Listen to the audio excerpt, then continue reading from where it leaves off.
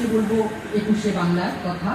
কবি শম্পা দাস, যে রাঁধে সে কিন্তু চুলো বাঁধে।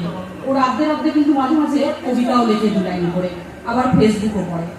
যাই হোক, ওরই লেখা কবিতা একটা ছোট্ট করে বলছি।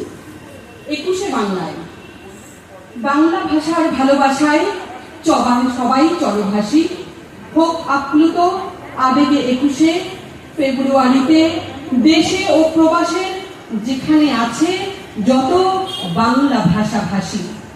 কোন এক অতীত 21শে রমনার মাঠ গিয়েছিল ভেসে তরুণ রক্তবাণে।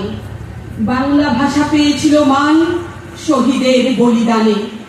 বাংলা ভাষাকে কতটুকু জানি, তবু অন্তরে এইটাই মানি, বাংলা আমার প্রাণের ভাষা রবীন্দ্র নজরুল। বাংলা আমার গানের ভাষা ভাটিয়ালি বাউল।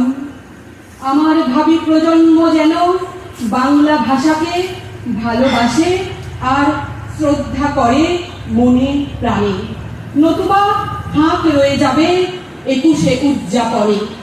বাংলা ভাষা থাকুক প্রাণের কথায়, বাংলাতেই ঝরুক আবেগ আনন্দ ও ব্যথায়।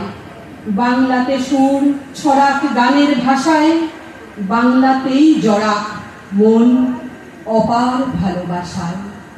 নমস্কার।